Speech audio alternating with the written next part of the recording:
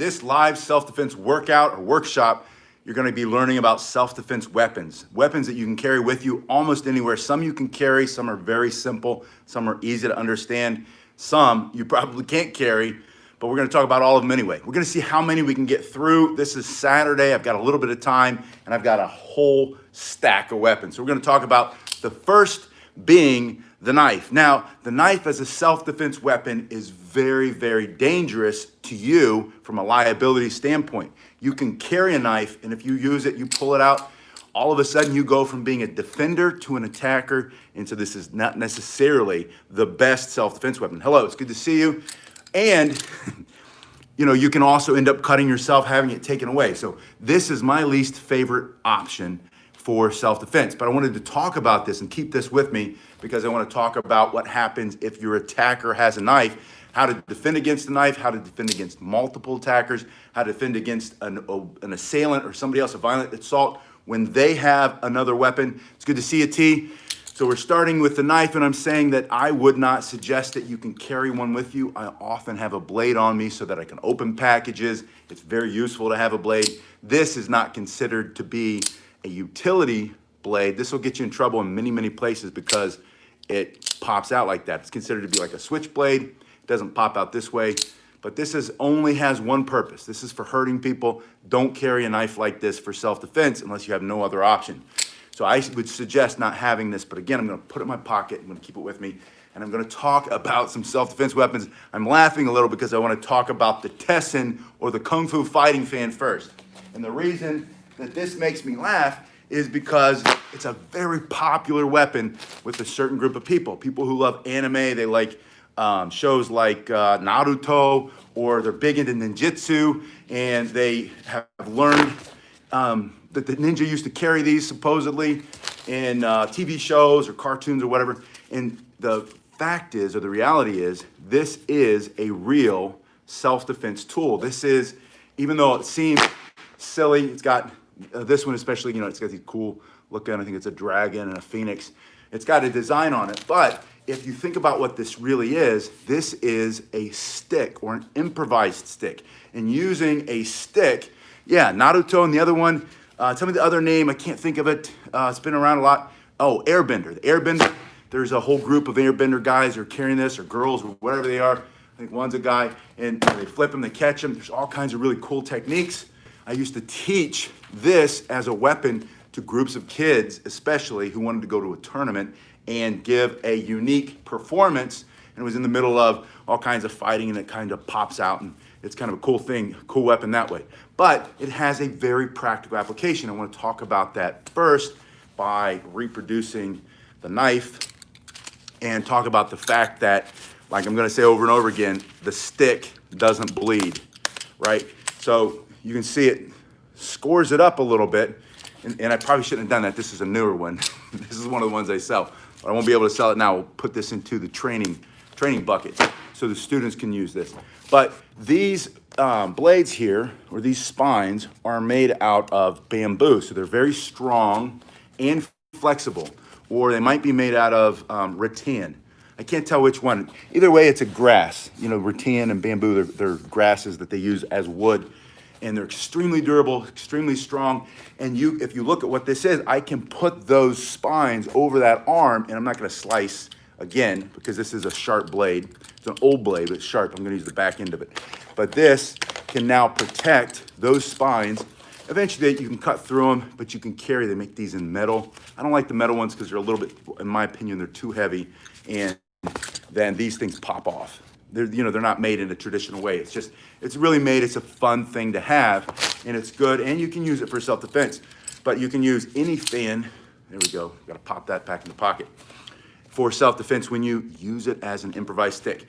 And there's 3 ways you're gonna hold it. Number 1, you hold it just like this, and the idea of having this part forward is to strike the neck, the temple, the eyeball, the nose, the teeth. You'll knock the teeth down the throat, in through the neck. You can come in this way, and then on the other side, you now have a blocking. They have the knife. This knife's gonna get a lot of use today. You're gonna block the hand with the knife. That really hurts, by the way. You hit all the nerves in there. You can jab the nerves in there. You can even pull Yes, come back with your question. Or you can strike the actual knife itself, and again, it's not gonna bleed like your skin will. So it's better than having, against an assailant with a knife or an attacker with a knife, having this fighting fan, kung fu fan, the tessin is better than having nothing. Now, you can hold it this way, and I'm gonna show you, this, we'll call this the violent attacker. You use this in a striking motion, kind of a slicing like you would a collie stick, but you can also now jab and bring this in. All those are together and you're squeezing with your hand. So you can strike here, strike here, strike here, coming down over top. You can come in to the ribs sideways, in to the solar plexus, into the groin, striking all these ways extremely fast. It's extremely powerful. So it is a very practical, useful weapon. The second way that you hold it is going to be to kind of let it roll into your hand in the opposite position. Now you're holding it like this, and you have this part coming out of your thumb side. It's kind of like any other weapon where you can have what's called a positive grip or a hammer grip, or you can have that jabbing grip or an ice pick grip. So from here, I can jab straight in, right to the eyes, coming through, that hooking motion to the face, coming back the other way into the eye, and then you have, there's that ice pick or screwdriver coming straight down, jabbing. And again, it's very, very strong. I can slide it up and hold it by the other side, and then I have all of this, and then it goes back into that hard striking weapon, almost like a short collie stick or knee stick, similar to what the Koreans carry, the police officers, they used to anyway, they carry, yeah, we're gonna work on that staff. The staff, it's on the stack. I'm gonna finish up with this one pretty quickly, but I wanna show you, you saw me, the third way to hold it. All right, so the third way is you hold this in your palm. And the reason for holding it in your palm is you're gonna pinch the outer spine with your thumb and the inside of that same spine with your first finger. And then if you wanna practice this, you simply open your hand and it opens, and then you turn it back. You go like this, and then you go like that. In and out, so you just use the bow, and then you pop, right? And then once you pop, you're gonna squeeze. Now this, if you think about, that's perfect. Normal stick from the woods is perfect. This is a slicing motion, and you'll see some of them in the movies have, and some you could buy, have knives. Yeah, pocket sticks, or your Yawara. It's a little bit smaller, like a palm stick, but they all work. When you open this, you can open it pardon me, open it inside to block down, and then you can slice through. And all of these slicing motions, especially if you have that tip there, that blade, that's what I'm thinking of, like a bladed tip. Then you can slice this way, and then you close it, and of course you go back to this. There is a technique, the guy comes in, you block, pop this right in his face, close it, smack right into the neck. Now, if you switch positions and you have it here, you're going to do the same thing, but in the reverse. Your first finger is going to grab the bottom one. So again, look, on this one, you grab the top and it opens, but when you turn it into your hand, you're not going to grab the top anymore because it's going to do that. You're going to grab the bottom and it's going to open out. There's the pretty picture. This way. So now from this position, you can open it and throw it. I opened it and threw it too fast. From this position, you grab the bottom and open. You turn it around, and then it's the opposite. Your thumb is here, and then, well, I said it, but I didn't do it. There it is. I'm trying to show you there. From here, it's not something I practice, so I'm not very good at it. But you can get really good at it, and then you can show me. But it's basically from the opposite position, having this, and oh, I did the wrong one. Opening it into the face. That's the basic idea. So from here, you can jab, and then bam, pop it open. I just like the way it sounds. Pop it open and hold that. Close it, flip it back around in your hand, and then you're fighting. So that's what I have for the testing of the Kung Fu fan. I want to show you my next favorite in these weapons that are really cool, but maybe you wouldn't carry or wouldn't be as practical, and that is the nunchucks. One of my favorite weapons. You can do all the tricks.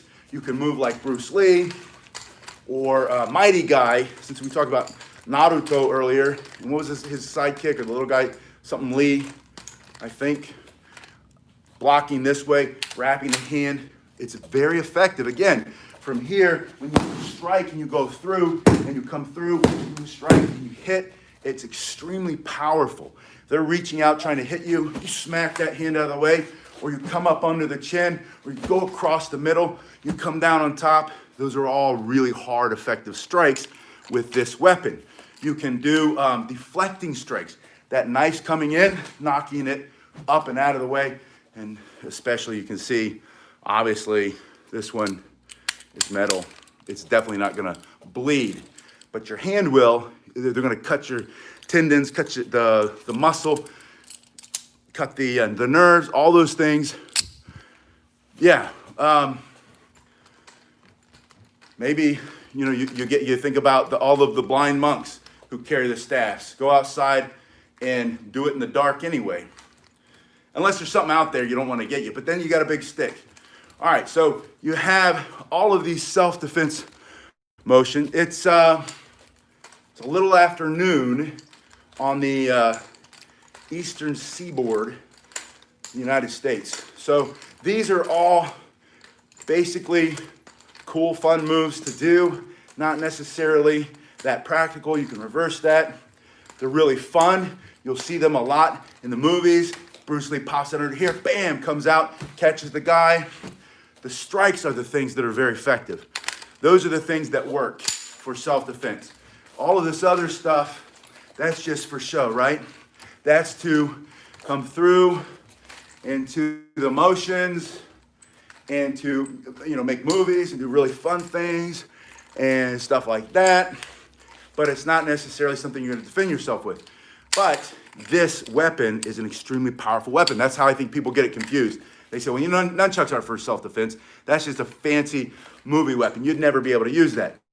Now, they're right on one count if your city, state, country, or whatever has this as a banned item. And it is banned in a lot of places. Good, perfect. Use what you've got, right? Start with what you have. But this thing is illegal in a lot of places, like New York. I think it's still illegal. California, most cities where sorry, I'm trying to adjust the camera. It's kind of a weird angle. Most cities where they don't want you to defend yourself, I think, you're not allowed to carry a lot of self-defense weapons. So super cool, super fun. You can do all kinds of behind the head, just I smack myself in the head. All kinds of cool things that you're going through, spinning, popping. Like I said, Bruce Lee, nunchucks, whatever.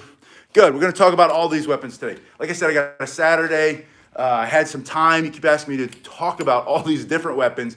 And honestly, I would love to make one video for each one every single day. Like a workout every single day on the fan, on the nunchucks, and on the next weapon, which number 3 of super cool weapons, awesome, but maybe not as practical because either you don't have these available or you'd be afraid if you carry these with you wherever you live and you got stopped by the law enforcement or military or whatever, they would say, can't carry those obvious weapons. Now I want to talk about how effective the Tonfa is, the Japanese Tonfa, Okinawan Tonfa, and I might not be pronouncing it right, but that's how we've always called it. Good. Yeah, get another one. You could each have one and then practice and train. So we're going to talk about the different ways that you hold this, and we're going to talk about like the spinning. And on this weapon, there's a lot of cool spins like you have on the last weapon, the nunchucks, right? But they're also, oh, you're welcome. I appreciate your being here so much. But they're very practical for self-defense. The spins, I mean. Where the nunchucks, you might not be spinning around and hitting. You're going to do striking, basic hard strikes. On the Tonfa, you will snap, bringing those things here. Let's say this is the groin. I made him really tall, but imagine, we'll make him a little shorter. That's the groin, right? And then you bring this straight up, bring it straight up under the jaw. All of these spins are very effective and they work very well. So with these, there's a lot of spinning that you have to practice to get used to the way it moves through your hand. And then you want to be able to spin to increase distance. Now let's go back to the knife. And this is where the weapons start to get a little bit longer, because I do favor longer weapons, especially if the assailant, if the bad guy has a knife. Well, you know what? Find the best stick you can, and then just start working on it, right? Get a dollar's worth of sandpaper and some oil, like linseed oil or some kind of oil, or even coconut oil, and start to make the best staff. And then you don't have to worry about not having the money to buy some fancy staff somebody else made. Best staff is the one that you're gonna make yourself anyway. So again, wood doesn't bleed, it doesn't feel, you're not gonna cut any tendons, you're not gonna cut any muscle, you're not gonna sever a vein or artery that makes it bleed out, but you could if they come and they get you, right? So, but you also have that distance. And look, yeah, it'll break. PVC will break if you hit it against anything. But it's better than nothing. Start with what you've got. Look at the distance here. By holding it here, and you can also hold it here. This is also a correct way to hold this. And this is also, like a big hammer, a correct way to hold it. So this is gonna give you reach. This is gonna give you the ability to keep the assailant back, the violent attack, the guy wielding a knife, or the people with a knife, when you start to fight this way, right? And you can bring it down, bring it through, and they're very fast, explosive. All your attacks should be immediate, direct, and explosive. That's a self-defense principle we talk about all the time. But here, I whip it around, and now they come down with that knife, or they come in with the knife, or they're trying to slash with the knife, and I can block with this, and then protect here, and protect here. Yeah, it might be skinny, it might not be the best weapon yet, but train with what you've got. The best weapon will come. But you don't want to, it never will if you don't start training now. Start here, in this position, practicing pushing strikes, right? From here, jabbing, straight into, right into their body, right into the midsection. You need to hit hard, base. You need to increase your distance, push it out. Still extremely strong, extremely powerful. And like I said, if you bring it back into this position, use it like a screamer or collie or knee sticks, and that big knot, that big knob, that's just gonna break and destroy for self-defense. This is gonna keep you very, very safe. So, and these are my favorite martial arts weapon for building strength and power. Pop down on the ground, hold them like this, and do your push-ups, right? Whip them around when you get really strong. And then it's about a matter of balance and strength. You get really, really strong. It's been a while since I've done that. But you can do that, right? Hooking in this way, hitting with this part, coming back this way. You can bring it in. Hit myself again with these, they hurt. From here, popping, snapping, all kinds of really cool, fun techniques. But as practical as the next few weapons, no. So this falls in the category of the beginning. So the beginning weapons, Fan or Tessin was first, Kung Fu Fighting Fan. Then we went to Chucks, Nunchucks or Nunchaku. And now we're talking to Tonfa. And I think there's also a Chinese word, but I don't remember what it is. I don't do the Chinese martial arts that much. I respect them, most of them. It's not that I don't disrespect. I respect all martial arts. I just don't like the Tai Chi. It's just too slow for me. Fall asleep doing the... Nothing wrong with that, though. Personal preference. All right. So here, yeah. And this is a metal pair. These are kind of special. By the way, if you need any one of these weapons, they're all in a link below. The first link... Yeah, well, here's the question, self-defense principles over techniques. What are the targets that present themselves? What are the targets you can remove or destroy? Their ability to see, breathe temporarily, breathe permanently, their ability to grab, stab, break the arm, break the clavicle, hit the ribs so they can't breathe as well. Maybe it's going down for the leg, taking the leg out from under them so they can't chase.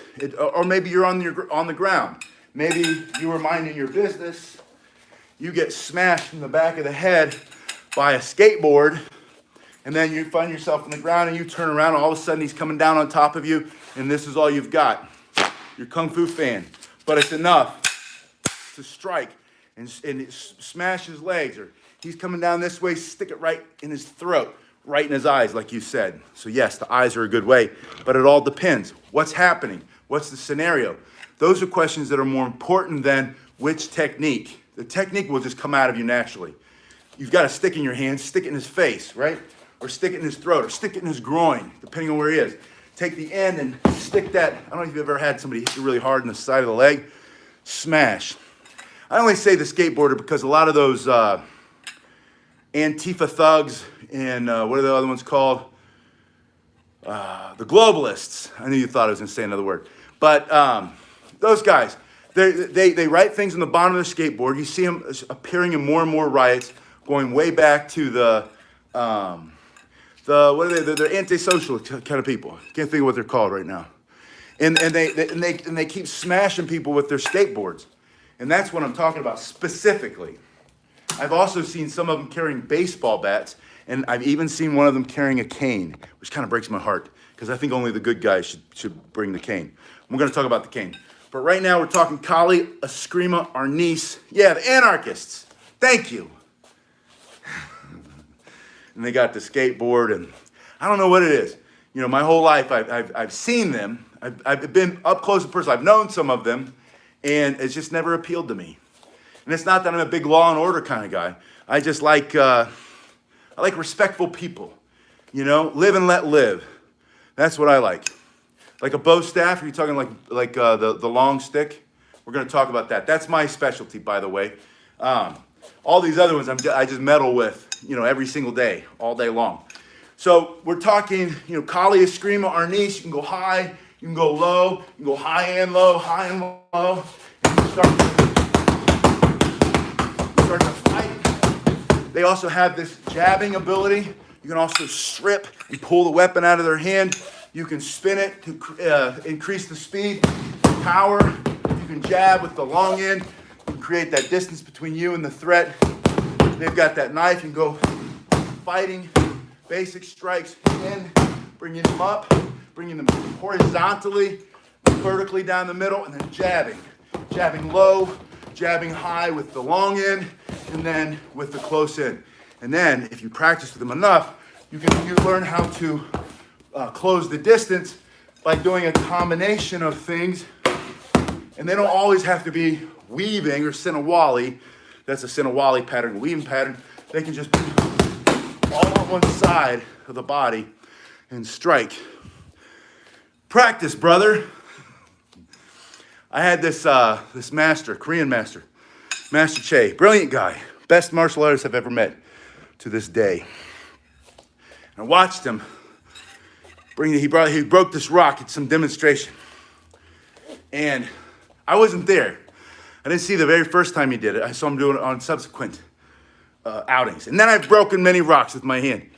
But I hadn't seen it the first time, and I was young and less experienced. And he came back from this thing, and all the guys who were with him would say, "Oh man, you should have seen he broke this rock with his hand." And I said, "A rock, really? How big was it?" And they said, "We got it." They brought it in. It was like this big. It was a river rock. It was a rock, you know, from the river. It was a rock, and he hit it with his hand, and it broke in half. And they told me how he did it. And then later, he'd come walking by. I was going to the bathroom or something. And I was standing behind the desk. We had this big desk. And it's about this high. And I said, "Master Che," by Master Che. I said, "Master Che, how did you break?" Yeah, well, I mean, that's the basic idea, that you go as fast as you can on your strikes, right? Have you ever seen the movie Taken or the Bourne movies? This is that fighting style. Or there's that movie with Benicio del Toro and what's his name? Tommy Lee Jones. And they're fighting with the knives.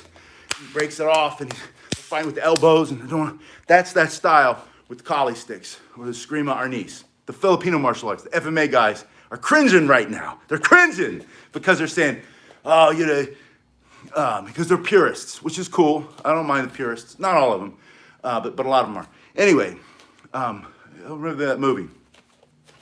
If you remember, if you know, put it in the link below. Benicio del Toro, he's like some special forces Delta guy, and they turn on him, and he works for the CIA or something. They try to get him, and Tommy Lee Jones goes to bring him out of the woods, and they're fighting out there with the handmade or homemade knives. That's that style we just did. And so Master Che comes back to this thing, and I said to him as he's walking, yeah, the hunted, thank you. And I said, Kuntao, right? And I said, Master Che, how'd you break that rock with your hand? And he looked at me, and he smiled a little bit, kind of like I was something wrong with me, you know, like it was a dumb question. I said, how'd you break that rock with your hand? And he said, ha, ha, ha, ha, bam. I hit it really hard. He smashed his hand on the desk. Boom! All the papers went flying off. And but he's right. There is a lot of preparation that goes into it when you try to do that, or you'll break your hand. So don't pick up a rock and try to break it. I can show you. I've done 2 river rock breaks river rock breaks on this channel. So if you put my last name in and look for river rock or rock break, you'll see me breaking them. I talk a little bit about how to do them. Yeah, that's the next weapon. No, that's the third weapon, the next weapon. Yeah, you know what? Let's make that the next weapon. Let's get back on track so I don't run out of time. Wrong one. All right, the Joe. The Joe, or the middle length staff. So there's the bow, which is 6 feet tall, 72 inches. And then there's the Joe, which should be about 54 inches. We're gonna get to the bow next. The bow's next. I'm gonna save what I think is the most practical self-defense tool you can carry with you everywhere for last. But when you hold it, you should have this 90-degree bend in your elbow. Now this is a little short. This is about 52 inches or 50 inches. I prefer one that's a little bit longer, but I don't have one right now. So I use what I've got. I take my own medicine. Use what you've got. Now, let's get our threat back here. Bring him back in the game.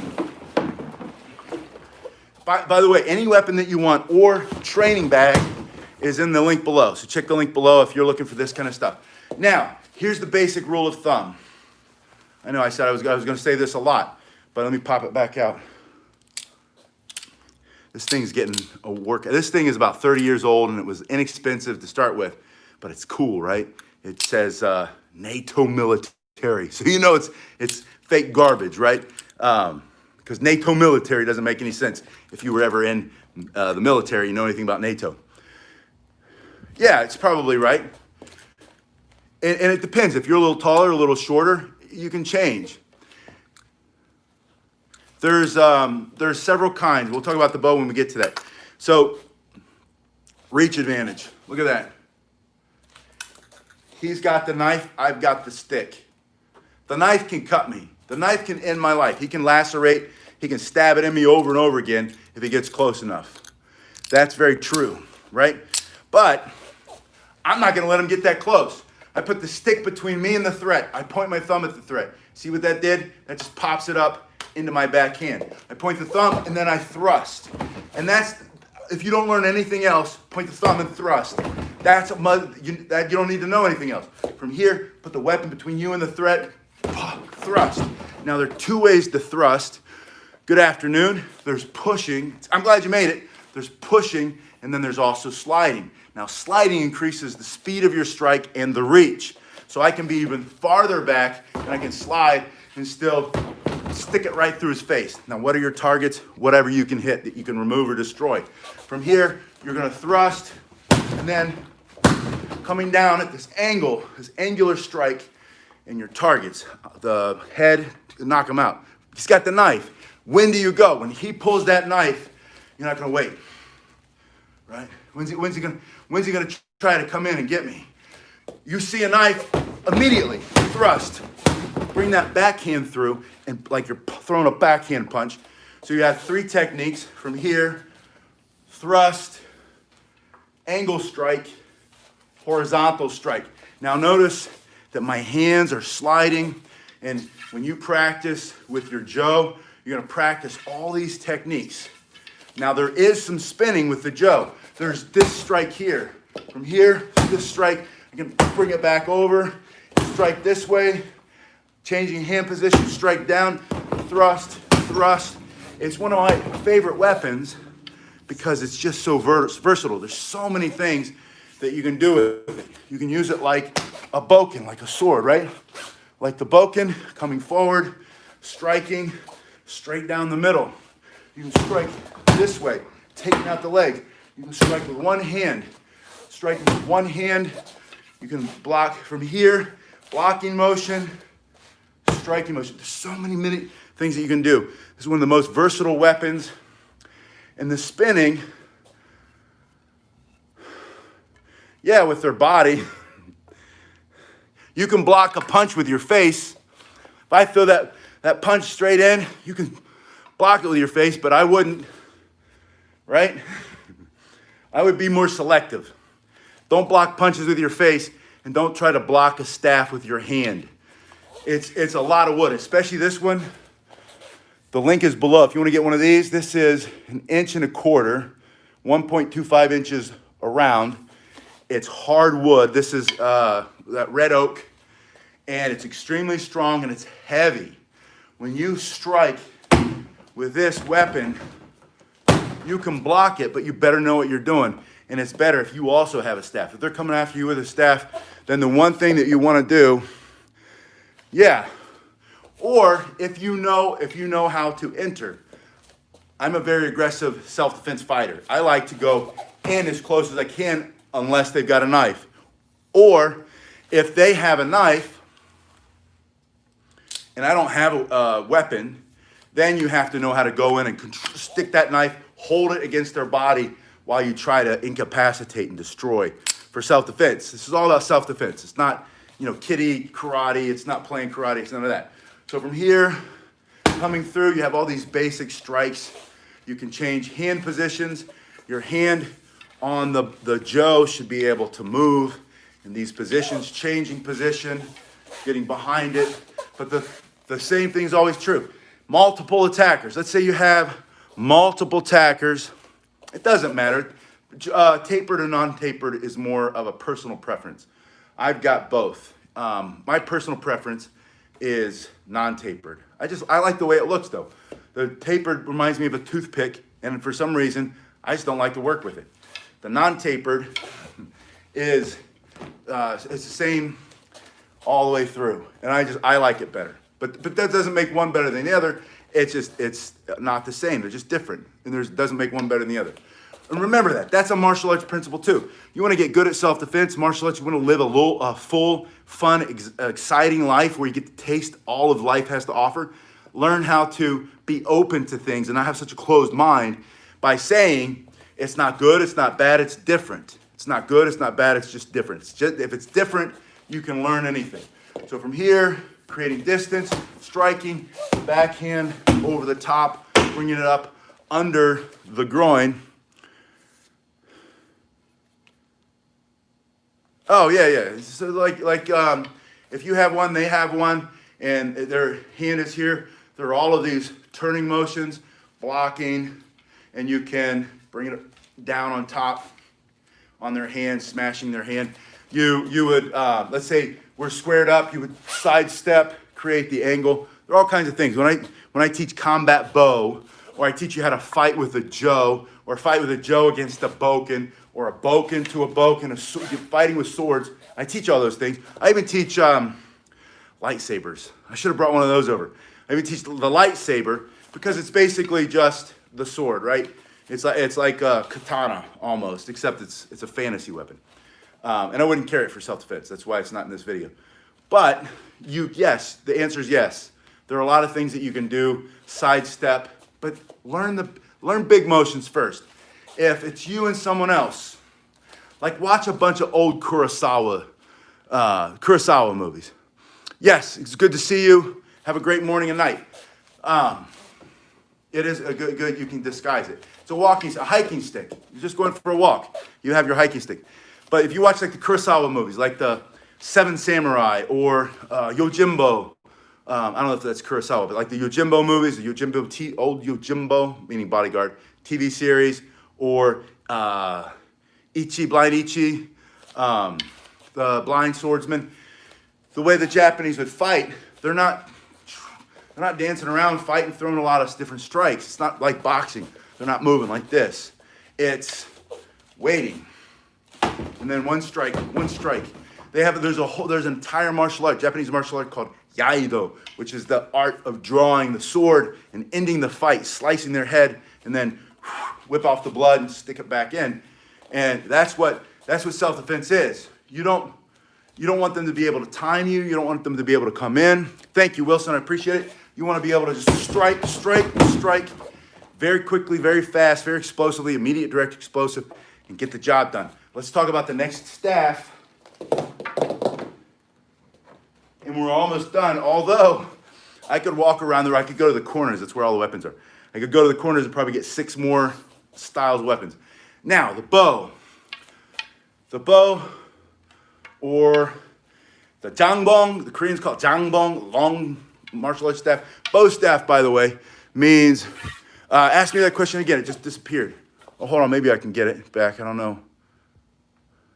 No, I can't do that. Yeah. A no staff guy or a bow staff guy? We should make a no staff. The bow. Good.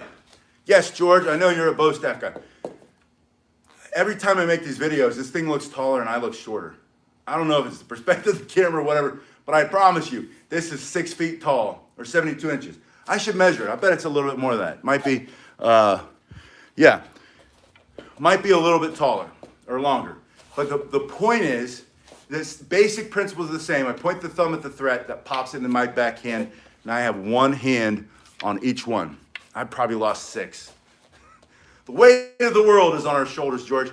So from here, thrusting, and you can go to the back and create more distance. And I don't know if I'm still on the camera. You can increase your distance there. Now, this is going to look like a ridiculous comparison, but it is an accurate comparison. Here is the knife, the NATO military knife. And that's your reach advantage.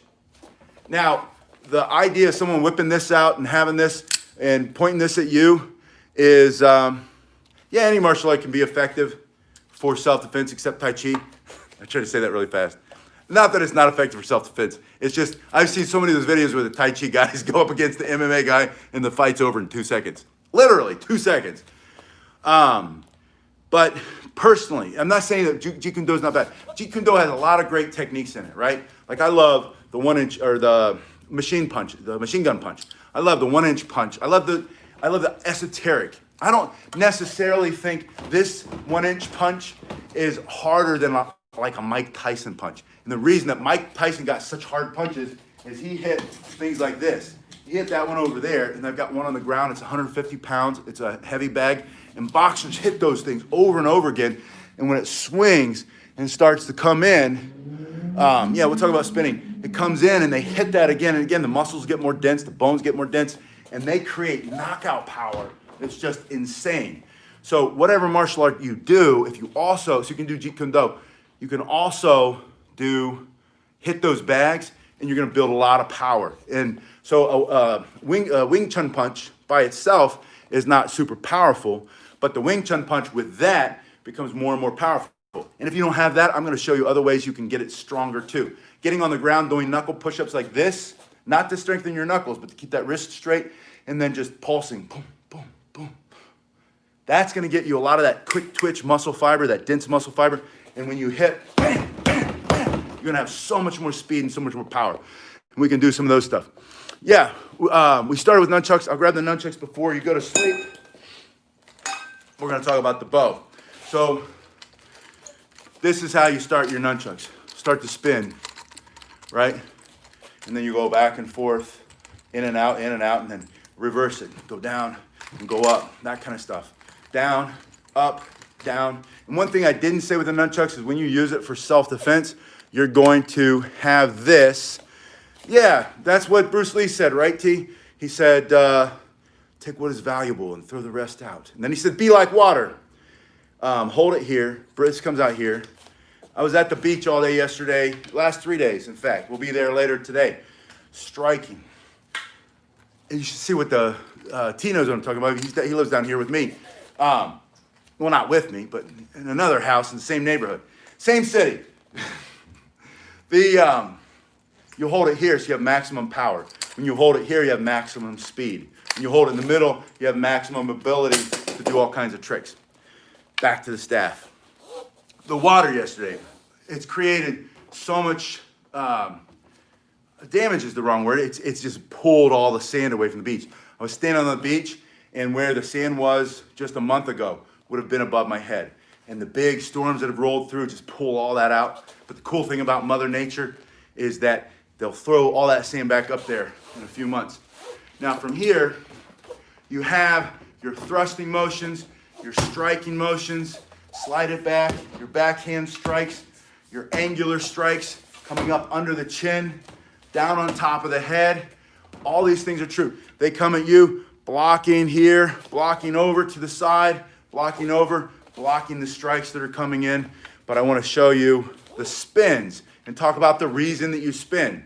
Now this is a self-defense video, and I want to say right away, you're not going to spin it for self-defense. Not by itself. But think about a boxer. Thank you. Have a great day. Boxers get in the ring and they fight. They wear gloves and they wear shorts and about nothing else. You know, if the female boxers, women boxers, they wear something to cover the top. They wear shorts and they wear gloves. That's it. And then they go mano a mano, person to person, man to man, or woman to woman, and they're fighting. Bam, bam, bam, boom, boom, boom, and they throw combinations. But when they train on bags, all kinds of different bags.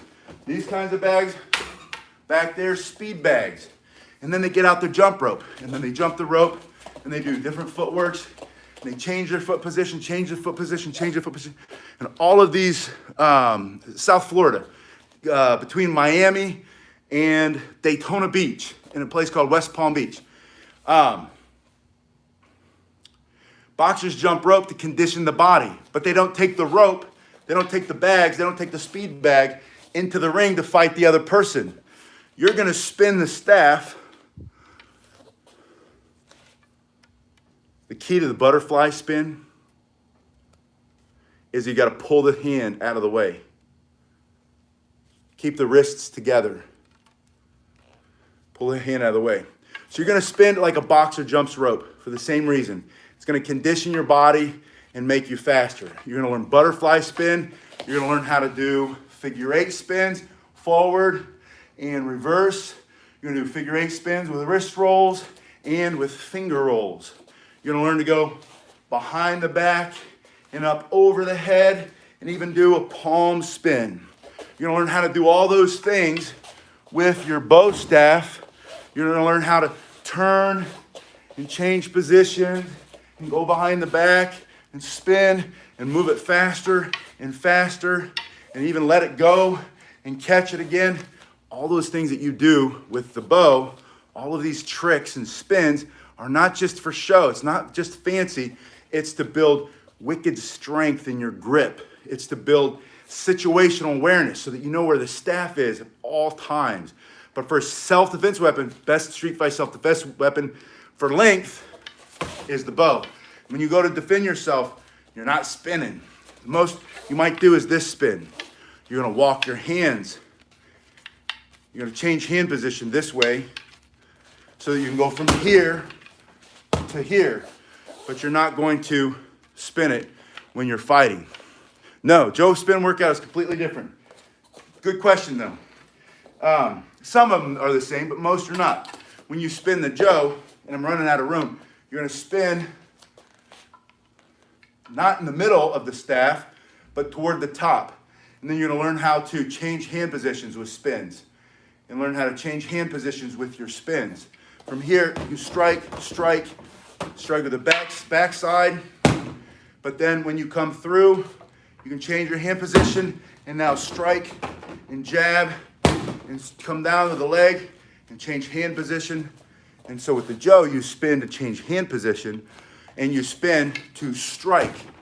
With the bow, the longer one, unless it's a double-bladed lightsaber and you're Darth Maul, You're not spinning for self-defense. You're waiting, jabbing, striking, striking, striking. You have this hand position and this hand position. You can thrust. You can do this pull cue thing. You can bring it up under the chin. You can bring it around the body, down to the legs.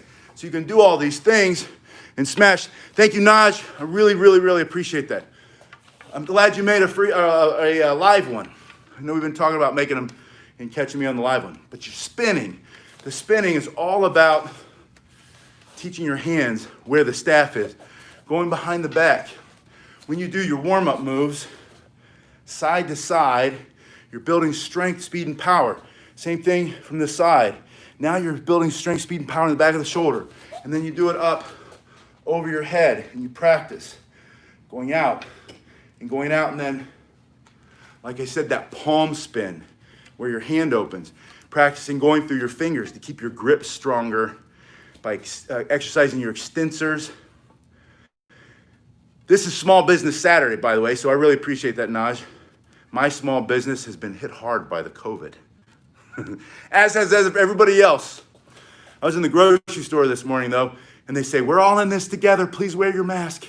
And I said, I'm not in it. You guys still get to sell your food and make money. In fact, they're doing better than ever. They got all the toilet paper gone from the shelves again. What they do is they close businesses like me down for months at a time because we're not essential. So anyway, good.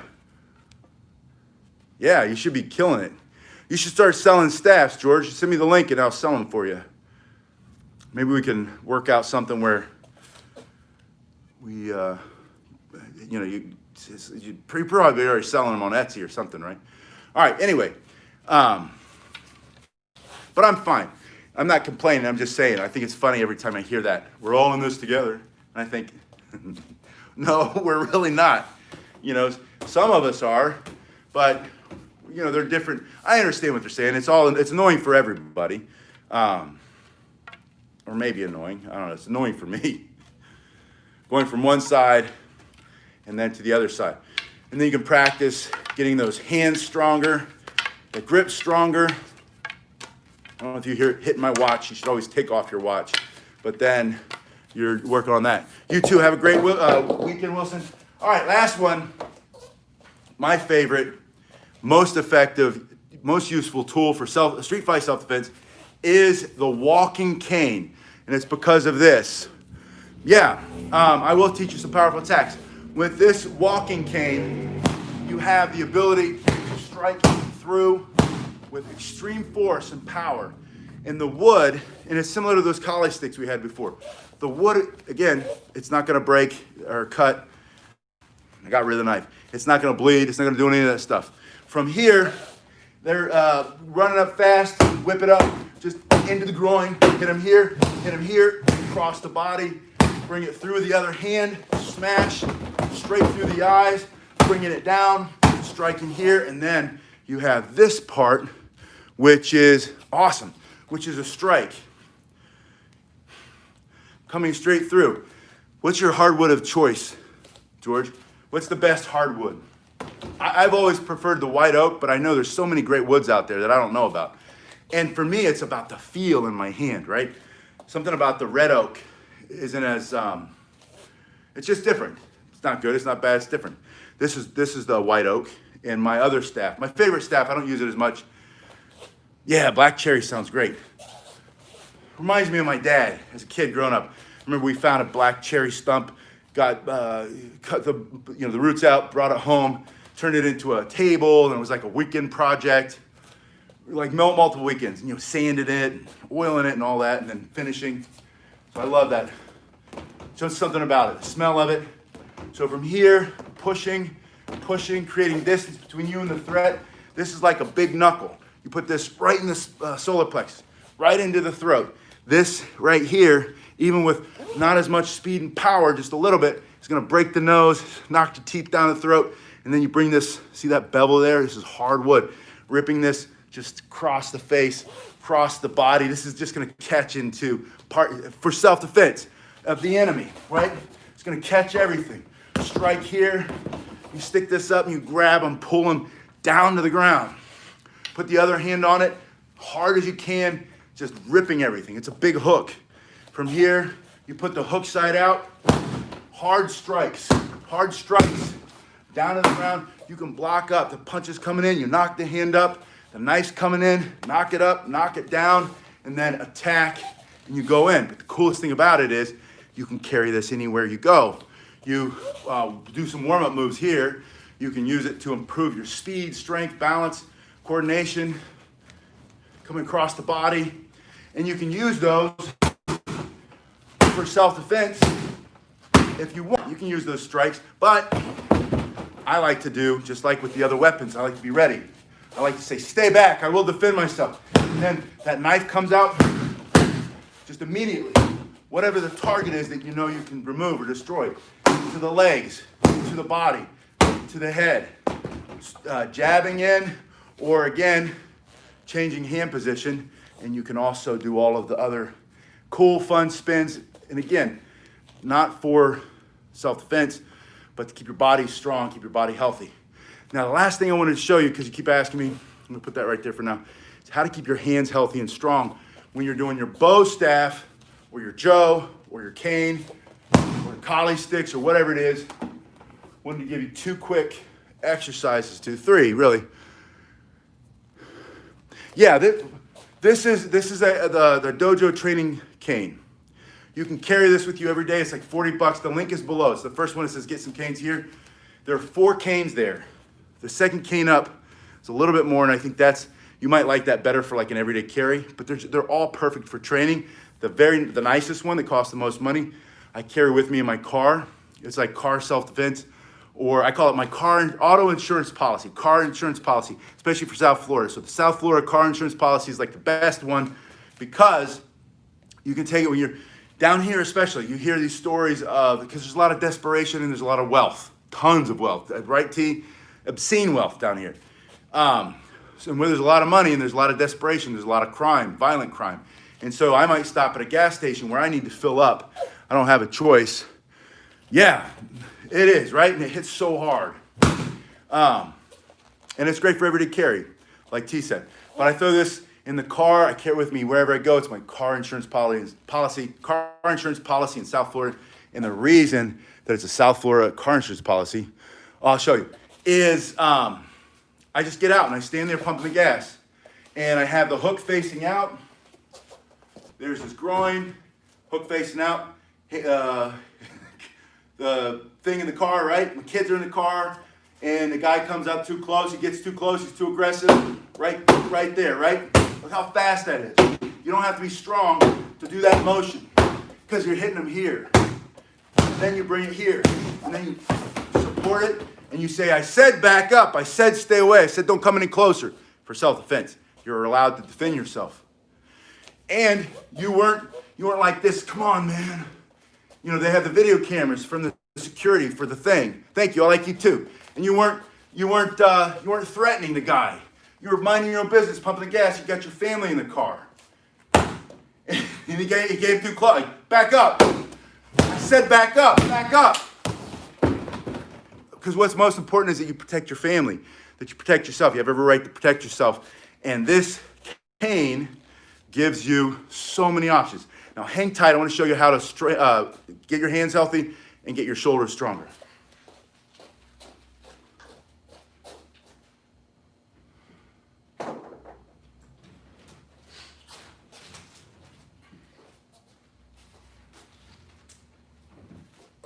All right, I'm coming back, I promise. Bands, we're gonna talk about bands in a minute and how you can use bands. This is the whole gym right here, by the way. And you can use this with your Joe, you can use this with your bow, but it works really well with a cane. And what's a gym membership for a year? Unless you go to that purple place, it's like $10 a month. But maybe you're in the quarantine and they shut you down again and you can't get out of the house. You can't go more than a couple miles and you need to work out from home again. That's how I got so good at all the band exercises.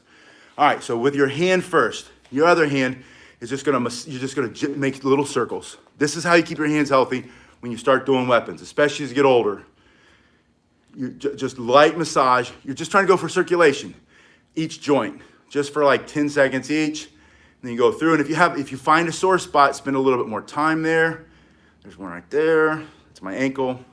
By the way, this is reflexology, Korean reflexology. They call it suji chim. Chim means acupuncture, but the reflexology. This is a leg. This is another leg. These are your two arms. There's your face. This is your head. And so there's corresponding, like reflexology, the other styles on your feet. So you're just gonna massage each one. Just get the blood flowing, get some heat in there. And then pull and release. See how I pull and kind of shake? All I'm doing is just pulling them back. I'm gonna spend about 30 seconds doing that on each hand. You don't really need much more than that. And I do this every day after the workout, after I'm already warmed up, or if I start moving a little bit and they really hurt, or my hands are stiff or tight or whatever, then I'll do this first. And then same thing, I do the same thing on the other one. And then pull, and you might not have this flexibility yet with this coming back this far. Or you might be able to pull them all the way back. Some people are super flexible here. But you're just gonna pull and open up everything, release it in there to get from getting the tendonitis, get from getting bursas, those little fluid sacs that hurt, or the little lumps or nodes or whatever. And all that is gonna keep your hands healthy and strong. Now, with the band, I'm gonna show you at first just a couple things you can do if you don't have that.